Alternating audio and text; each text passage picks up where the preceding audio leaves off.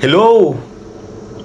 Alam niyo ba, sa panahon ni Jesus, may paniniwala ang mga Hudyo na kapag ang tubig ay gumagalaw, ang ibig sabihin life-giving, nagbibigay buhay. Kaya kung ikay lulusong sa tubig na yon at may sakit ka, gagaling ka. Pero sa kabilang banda, kung ang tubig ay hindi gumagalaw, stagnant, ang ibig sabihin naman nun ay suffering, pagdurusa. Dito sa Ebanghelyo ngayong araw, may isang deposito ng tubig or pool kung saan andun lahat ng may sakit.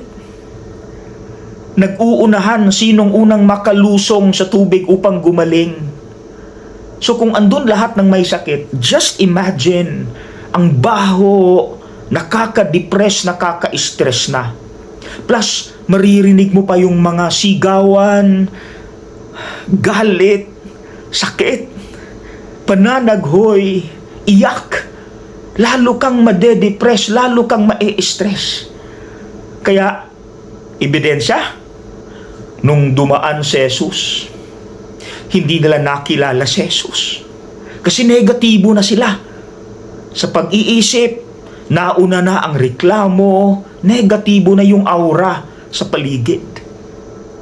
Nung lumapit si Jesus sa isang may sakit doon, for 38 years nang nagkasakit, tinanong ni Jesus, ang ganda ng tanong, nakakaantig, do you want to be healed?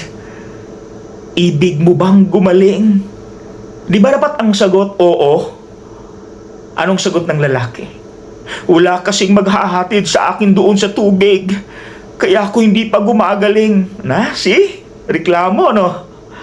Negatibo na yung pag-iisip. Hindi niya na nakilala si Jesus. Makapangyarihan. Tanong ko sa ating lahat, ganyan ka ba? Sino dito ang ganyan yung mentality? Na dahil nauna na yung reklamo dahil sa problema o sakit, nasanay ka nang sisihin ng Diyos, reklamo ng reklamo, negatibo na yung pag-iisip, nakakalimutan mo na kung sino at ano ang kayang magawa ni Kristo.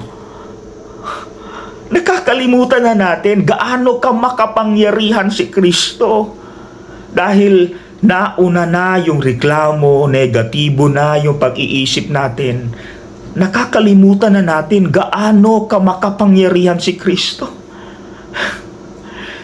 Mga kapanalig, mag-ingat po sa sulsol ng demonyo. Palagi nilang binubulong sa atin, sisihin mo ang Diyos. Nagkakaganyan ka, may problema ka, may sakit ka, sisihin mo ang Diyos. Sige na, huwag kang makinig. Counter-attack tayo.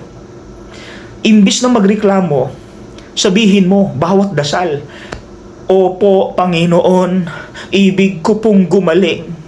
Yan dapat. Kasi alam mo ba, pag may problema pala tayo, may sakit, palagi tayong tinatanong ng Panginoon, ibig mo bang gumaling? Naririnig mo ba yon? Hindi, di ba?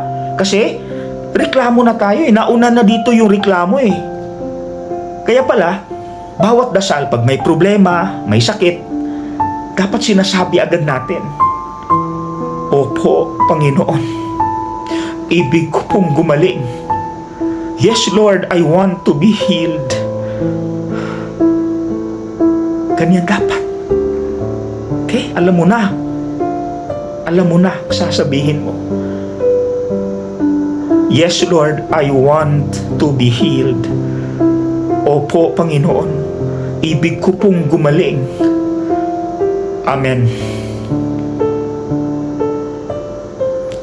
God bless you.